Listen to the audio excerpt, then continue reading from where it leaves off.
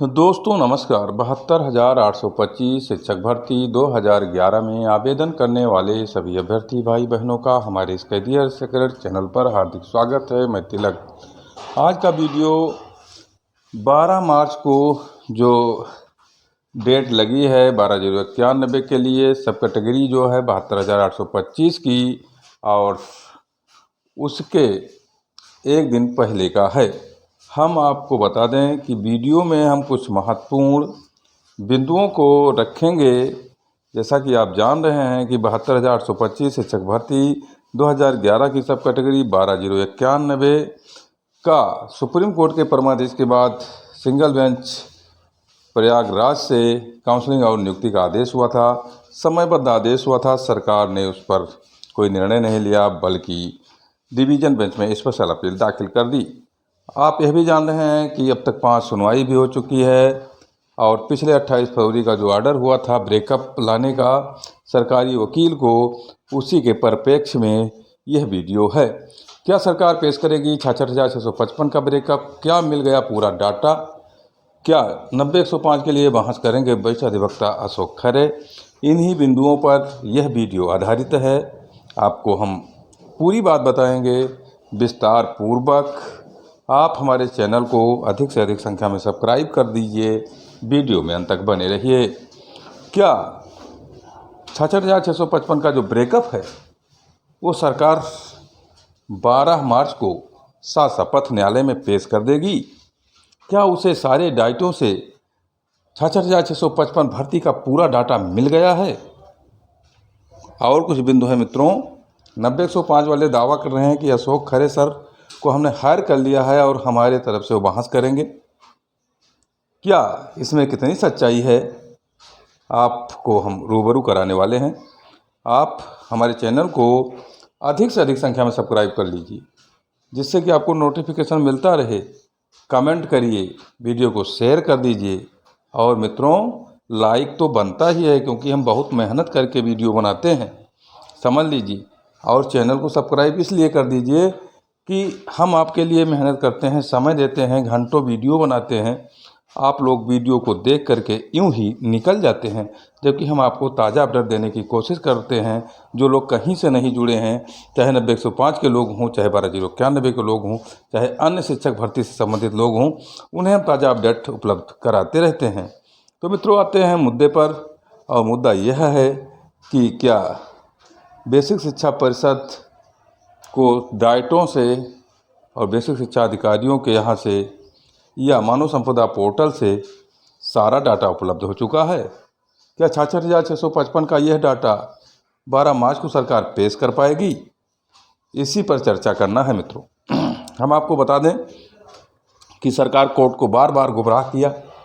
कभी contempt review के मामले पर सरकार के वकील ने हमारे सीनियर मोस्ट को छकाया, लेकिन उससे वो लोगों ने पार कर पा लिया। उसके बाद कटाव का मुद्दा लाया।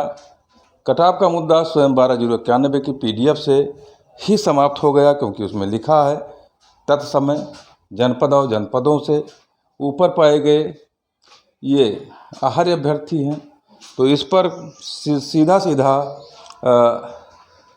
कोर्ट ने सरकारी वकील से पूछ लिया कि इसमें क्या कटाव का मामला आएगा, जब पहले से ही चयनित हैं।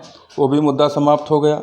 फिर एक तीर सरकारी वकील ने निकाला कि ये B.Ed वैलिडिटी अब समाप्त हो गई है, B.Ed अब प्राथमिक शिक्षक भर्ती में शामिल नहीं हो सकते। तो चूँकि मामला 2011 का था, विज्ञापन उस समय निकला था, उस समय के सारे B.Ed अभ्यर्थी अध्यापक हैं, नौकरी कर रहे हैं, वो भी समाप्त हो गया।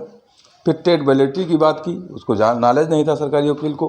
टेट वैलिडिटी को आजीवन कर दिया गया है, उसमें भी वो फंस गई।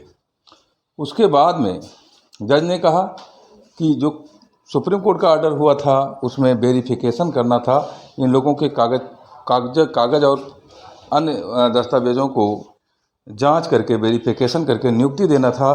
तो उसमें काउंसलिंग का कोई मतलब भी बहुत नहीं था, और फिर आपने काउंसलिंग भी नहीं कराई इन लोगों के लिए स्पेशल। ये सारे बातें कोर्ट में आज तक हो गई हैं। लास्ट में जब राधाकांत ओझा ने कहा कि सर इनसे आप पूरा डाटा मांग लीजिए, दूध का दूध पानी का पानी हो जाएगा। बस क्या था, हम आपको बता दें कि 28 फरवरी के बाद बेसिक शिक्षा परिषद के वकील को लगा कुष्मांडा शाही को कि अब चूंकि डाटा मिल ही जाएगा तो हम पेश कर देंगे। लेकिन मित्रों, सच्चाई क्या है मैं आपको बताना चाहता हूँ, आप नहीं जानते होंगे। सच्चाई मित्रों यह है कि जो सभी ऑल डाइट से डाटा उपलब्ध कराया गया है सरकार के बृहद प्रयासों से, वो डाटा 47,000 को भी नहीं पार कर रहा है। सबसे बड़ी बात है, मैं आपको बता दूं, 47,000 से भी अधिक डाटा खोजने पर भी 72,825 शिक्षक भर्ती 2011 का नहीं मिल रहा है और सरकार के गले की हड्डी बन गई है।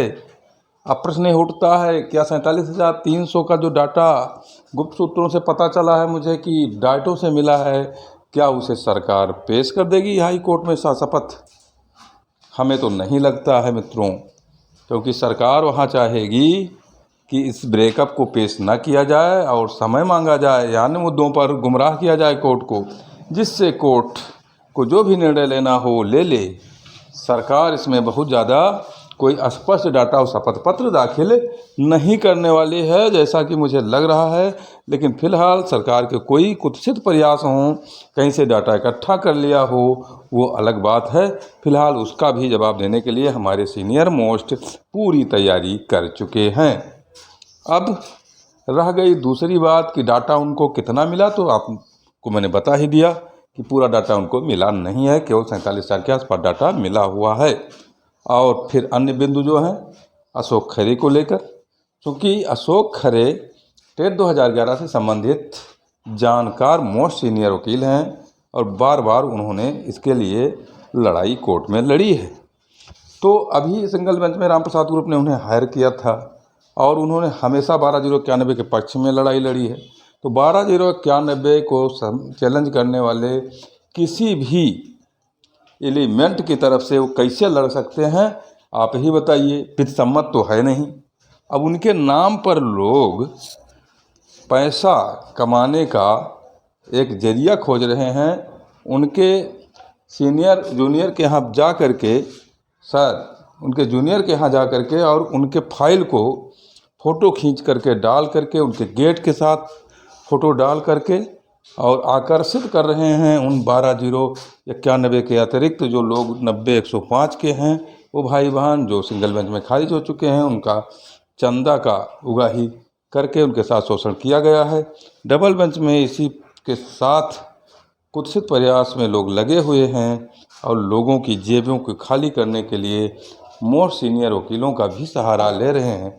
फिलहाल अशोक खरे 90-105 में लड़ ही नहीं सकते, चाहे वो चाह लें तब भी नहीं लड़ सकते, विधिसम्मत ही नहीं है, वो आर्गूमेंट कर ही नहीं सकते मित्रों। तो ये था अपडेट, धन्यवाद।